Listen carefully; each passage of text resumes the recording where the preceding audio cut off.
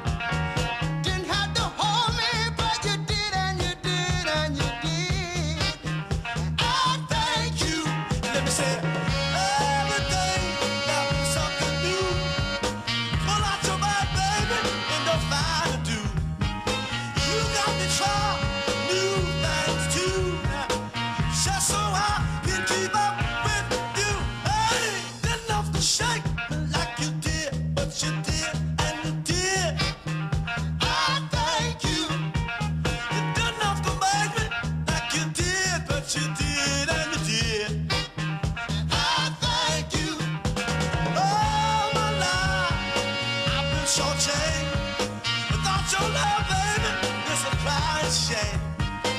Now I know what the fellas been talking about when they said that you been turned out. I wanna thank you, baby. Oh, baby. Thank you, baby.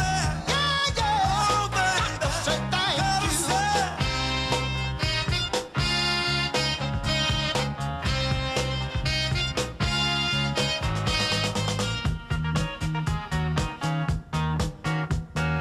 Didn't have to kiss me, but you did, and you did, and you did, love.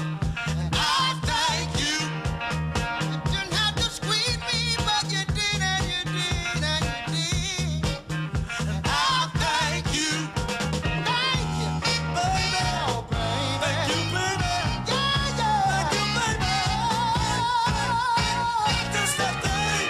Thank you, baby. Et je continue avec l'article. L'alliance réussie entre les Habsbourg et le Vatican a été sérieusement affaiblie par les actions d'un homme, un réformateur en croisade, qui utilisait le symbole de la rose et la croix sur son sceau personnel. Il était le moine allemand Martin Luther. Quand j'ai révélé que Martin Luther était un membre de la Rose-Croix, l'ordre de la Rose-Croix, et que son sceau personnel était la rose et la croix, vous devriez voir l'état de protestation que j'ai reçu de protestants qui vénèrent aveuglément cet homme et sans rien savoir de lui, me châtiant pour leur avoir révélé la vérité. Mais les amis, vous pouvez faire toutes les protestations que vous voulez, vous obtiendrez toujours la vérité pendant l'heure du temps. Je peux faire des erreurs de temps en temps, et si je le fais comme je l'ai toujours fait par le passé, je vais entrer en onde et corriger ces erreurs. Mais je ne vous donne jamais, jamais volontairement quelque chose qui est faux. Rappelez-vous de cela. Le sceau personnel de Martin Luther était la rose et la croix, et il était, en fait, un membre de l'ordre de la Rose-Croix. Martin Luther, l'homme que beaucoup vénèrent, était le fondateur du mouvement protestant ou protestant. La réforme, prétendument soutenue par les Rosicruciens et autres sociétés secrètes qui s'opposaient à l'Église catholique, balaya l'Europe. Cette période de la réforme représente un moment clé dans l'histoire, au cours de laquelle la relation entre l'Église et les sociétés secrètes changea. Changea, les amis. Avec la réforme, vous voyez, l'Église était confrontée à un ennemi de l'intérieur, qu'elle ne pouvait pas détruire sans faire tomber son propre édifice. Avec la réforme, le concept de la religion organisée en Europe fut révolutionné du jour au lendemain. Et là où il y avait une église, maintenant, aujourd'hui, il y en avait littéralement des dizaines de milliers, toutes avec un dogme différent, des interprétations différentes, professant toutes être la seule vraie église avec la seule vérité et la seule allégation au ciel. Ah, mais si seulement vous saviez.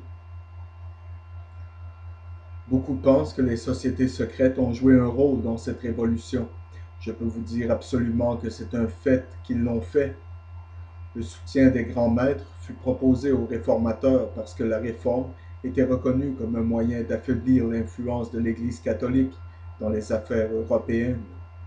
En Amérique, c'est triste à dire, beaucoup de la hiérarchie catholique a pris ce rôle dans les temps modernes. La réforme efficacement émascula le pouvoir politique de l'Église. Elle posa les bases pour le mouvement puritain, dont les membres ont fui les persécutions religieuses en Europe pour fonder une nouvelle nation dans les Amériques, basée sur des principes spirituels tirés de sources rosicruciennes. Et tous nos pères fondateurs étaient membres de ces sociétés secrètes. Et beaucoup de gens m'ont aussi châtié pour avoir fait cette affirmation, mais cela est facilement prouvé, facilement. Le problème avec la plupart d'entre vous, c'est que vous croyez aveuglément ce qu'on vous dit et vous ne vérifiez jamais rien. Beaucoup d'entre vous croient encore que George Washington a abattu un cerisier et que quand son père lui a demandé qui l'a fait, il a dit la vérité. Eh bien, c'est un mensonge, les amis. Il n'y avait pas de cerisier. Il n'en a jamais coupé un. Son père ne lui a jamais demandé s'il l'a fait, et je ne sais pas vraiment s'il aurait dit la vérité ou pas. La plupart des politiciens ne le font pas. La plupart des politiciens ne le font pas. Cela a également fourni une atmosphère d'ouverture d'esprit qui a permis aux semences de la Renaissance de fleurir sur la base des meilleures idées du monde classique païen. Bien que les Habsbourg gouverneraient pendant 300 ans jusqu'en 1806, la Réforme a détruit tout espoir d'une Europe unie contrôlée par l'Église catholique romaine jusqu'à aujourd'hui. Par-dessus tout, les réformes religieuses du XVIe siècle ont marqué le début de la période où l'Église est devenue déterminée à exterminer les sociétés secrètes qui avaient affaibli sa base de pouvoir. Je ne suis pas au courant que le Vatican a changé sa politique d'un iota à partir de cela. En fait, sa détermination a doublé au cours des 150 dernières années, même si aujourd'hui les sociétés secrètes prospèrent en Amérique avec seulement un clin d'œil des évêques de l'Église catholique américaine. En fait, la Société des Jésuites a été formée pour lutter contre cela à partir d'un autre ordre secret des Illuminati, ou les Alumbrados en Espagne. Le chef de ce groupe était Ignace de Loyola, qui a été en effet arrêté par l'Inquisition. Il a utilisé son influence avec des gens puissants pour obtenir une audience avec le pape. Il se rendit à genoux et ressortit sur ses deux jambes avec une bulle papale, lui accordant l'immunité de poursuite de l'Inquisition de tout roi, reine, pays ou loi, sauf d'un, le pape, et il allait fonder un nouvel ordre, la Société de Jésus, maintenant connue sous le nom des Jésuites. Vous voyez, le serment de la société secrète constitue un chapitre du livre Behold the Pale Horse par M. William Cooper. Et vous verrez qu'ils sont assermentés à détruire le mouvement protestant et les protestants partout où ils pourraient les trouver. Par-dessus tout, les réformes religieuses du XVIe siècle ont marqué le début de la période où l'Église est devenue déterminée à exterminer les sociétés secrètes qui avaient affaibli sa base de pouvoir. Les sociétés secrètes, même si elles prétendaient suivre les préceptes de Jésus-Christ, en fait fournissent une version alternative de la spiritualité à leurs disciples. Elles ont nié la divinité de Jésus-Christ, elles nient qu'ils étaient le Fils de Dieu, ou étaient en réalité le Dieu incarné sur cette terre, qu'il est mort, ou qu'il a été ressuscité, ou qu'il se trouve à la droite du trône de Dieu. Au lieu de cela, il est devenu un maître ascensionné, un enseignant, et le Christ est devenu un office que n'importe qui peut atteindre. Vous aussi, vous pouvez devenir un Christ dans le nouvel ordre mondial. Ils fournissent effectivement cette variante de la spiritualité, et cela est le fondement de ce que vous connaissez aujourd'hui comme le mouvement Nouvel Âge.